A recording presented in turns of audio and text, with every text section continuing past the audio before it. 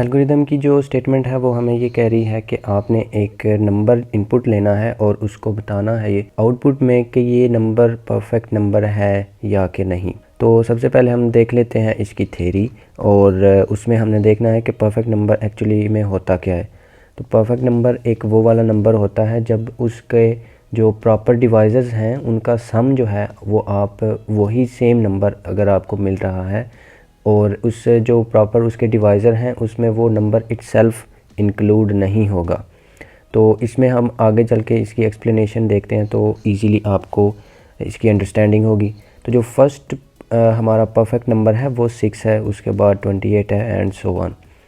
तो हम यहाँ पे इसकी एक्सप्लेनेशन में देख लेते हैं सबसे पहले कि इसमें हमने देख लेना है 6 के जो प्रॉपर डिवाइज़र्स हैं, परफेक्ट डिवाइज़र्स हैं वो क्या हैं।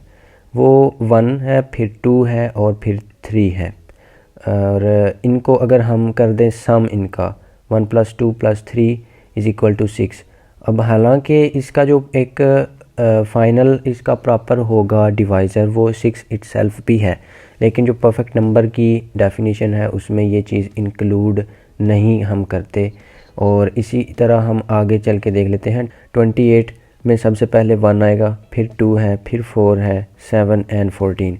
और इसको हम जब करेंगे ऐड, इसको हम इसमें करते हैं, ये 11 बन गया और फिर 1 12 और 12 + 2 14 और 14 + 14 = 28। तो 28 के जो परफेक्ट डिवाइज़र्स हैं उनको जब हमने सम किया है और 28 को हमने एक्सक्लूड किया है, 28 को हमने इसके अंदर काउंट नहीं करना, तो उसका जो सम है वो भी 28 ही आया है। जो है उसमें हमने सबसे पहले ले लेना है नंबर वेरिएबल, जिसमें हम वो वाला नंबर जो यूज़र इनपुट करेगा टेस्ट के लिए उसको हमने नंबर में स्टोर कर देना है। उसके बाद हम कर देते हैं सम जो है उसको इनिशियली हम 0 रखेंगे और एक हमने बना देना है काउंट और इसकी वैल्यू हम इनिशियली 1 रखेंगे एंड दैट्स इट। ये हमें जो है 3 वेरिएबल इसमें रिक्वायर्ड होंगे। नेक्स्ट पे हमने printf कर देना है हमारा पहला जो यूज़र नंबर इनपुट करेगा। तो यहाँ पे हम कर देते हैं एंटर ए नंबर और इसको स्टोर कर देना है हमने। इसके बाद अब हमारा जो है यहाँ पे लॉजिकल पार्ट हमारा स्टार्ट होगा। तो लॉजिकल पार्ट में हमने क्या करना है, लॉजिकल पार्ट में हमने सबसे पहला जो काम हमारा होगा वो ये है कि हमने एक लूप चलाना है। लूप हमने चलाना है जो हम ये काउंट है हमारा 1 से लेके, क्योंकि हमारा जो फर्स्ट यहाँ पे हम देख लेते हैं जो हमारा फर्स्ट परफेक्ट डिवाइज़र होगा किसी भी नंबर का वो 1 होगा। तो 1 से हमने स्टार्ट करना है, इसका भी 1 है, इसका भी 1 है। और अगर हम 496 को भी यहाँ पे अगर करते तो उसका भी फर्स्ट जो है वो तो 1 ही होना था, सेकंड चले उसका 2 भी हो जाना था क्योंकि ये एक इवन नंबर है। तो इसी तरह सो ऑन आगे चलते जाना था। लेकिन जो 1 है वो मस्ट होगा, सब जो कोई भी नंबर है उसके अंदर, इवन प्राइम नंबर्स में भी 1 जो होता है वो तो लाजमी ही होता है। ये बड़ी अच्छी बात कही आप।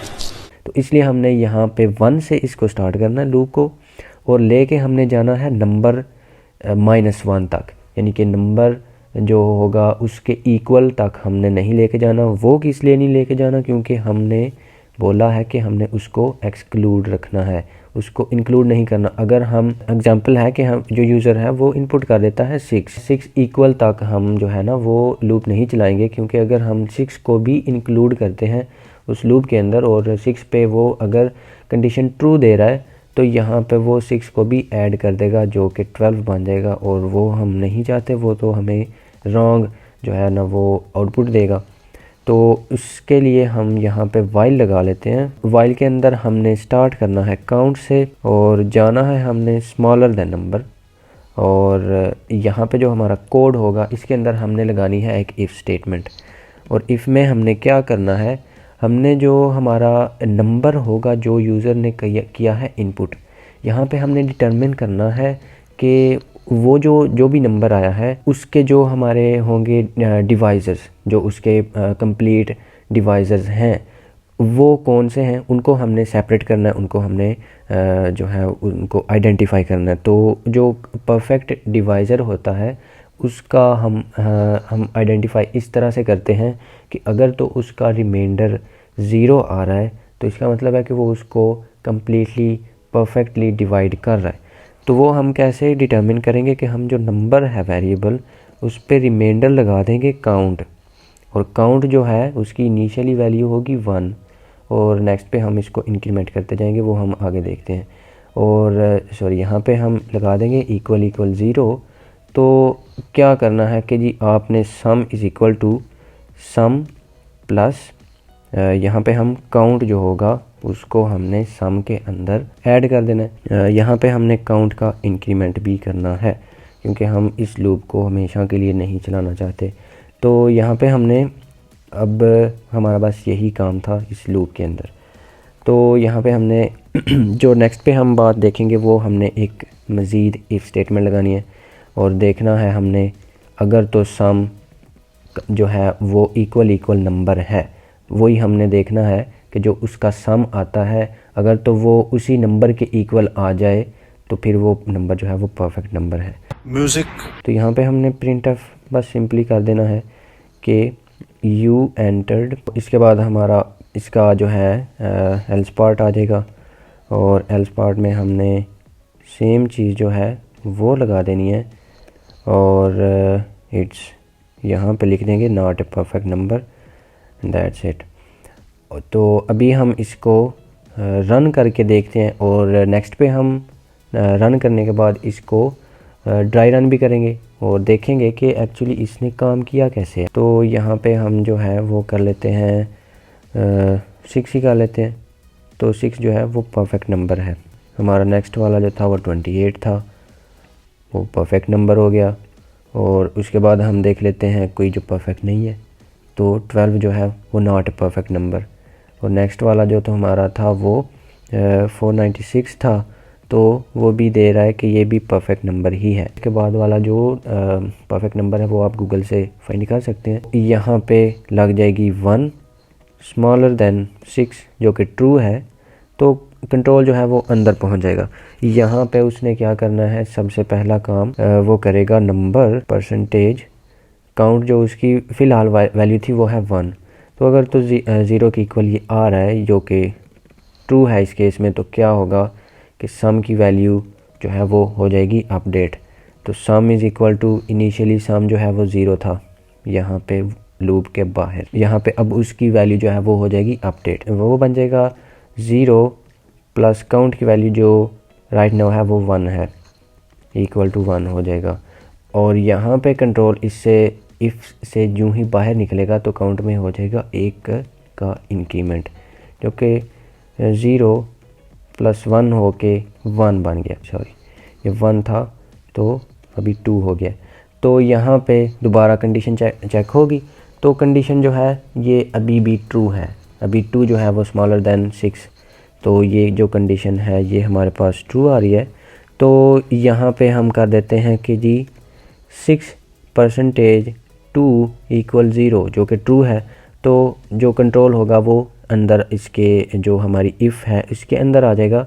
और लास्ट टाइम हमारी जो वैल्यू आई थी यहाँ पे 1, सम की वैल्यू जो बन चुकी है वो आ जाएगी 1 और प्लस हो जाएगा इसके अंदर काउंट, ये वाला काउंट जिसकी वैल्यू राइट नाउ 2 है। तो क्या हो गया, ये हो गया 2 और सम की वैल्यू जो अपडेट होके बन गई है अब 3, और यहाँ पे इसके अंदर एक का इंक्रीमेंट और होएगा और वो बन जाएगा 3। और यहाँ पे दोबारा कंट्रोल पहुँच गया अब यहाँ से होते हुए, फिर यहाँ कंडीशन चेक होगी वाइल की। तो वाइल जो है वो वाइल 3 स्मॉलर देन 6 ट्रू है, यहाँ पहुँच जाएगा।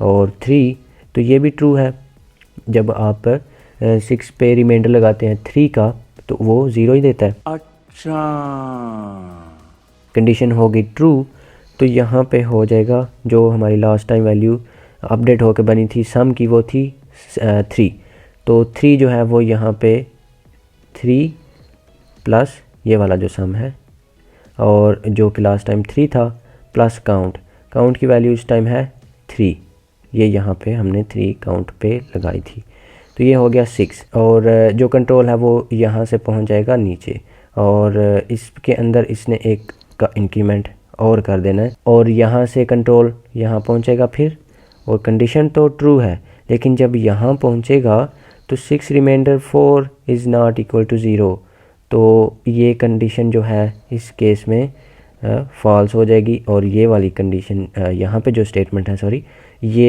एग्जीक्यूट ही नहीं होगी और जो सम की वैल्यू है वो स्टिल 6 ही है और कंट्रोल जो है वो डायरेक्टली यहाँ पहुँच जाएगा और यहाँ पे उसमें 4 का इंक्रीमेंट 4 में 1 का इंक्रीमेंट होके बन गया है 5 और यहाँ पे 5 कंडीशन ट्रू है लेकिन ये वाली कंडीशन जो है स्टिल फॉल्स है। तो ये वाली जो स्टेटमेंट है हमारी फिर स्किप हो जाएगी और सम की जो वैल्यू है वो अभी भी 6 पे ही रुकी हुई है और यहाँ पे हो जाएगा 5 + 1 जो कि बन गया है 6। तो यहाँ पे जब कंट्रोल दोबारा पहुँचेगा तो उसने देखना है कि ये तो हो गई है फॉल्स। यहाँ से कंट्रोल लाइन नंबर 7 से उठ के आ जाएगा 16 पे। तो 16 पे उसने क्या देखना है, उसने देखना है कि जो सम की वैल्यू यहाँ इस वाले लूप के अंदर अपडेट होके जो भी बनी है, क्या वो नंबर जो इनपुट हुआ था ये वाला वेरिएबल और ये वाला, क्या ये दोनों आपस में इक्वल हैं। तो अगर तो इक्वल हैं तो इसका मतलब है कि हमारी जो डेफिनेशन हमने देखी थी परफेक्ट नंबर की, यहाँ पे वो उस पे पूरा उतर रहा है। हम उसको यहाँ पे ये प्रिंट करवा देंगे कि you entered this %d and it's a perfect number. और अगर तो वो इसके इक्वल नहीं आता तो इसका मतलब है कि वो not a perfect number. This is not a test, it's the real deal. Help me! Help me!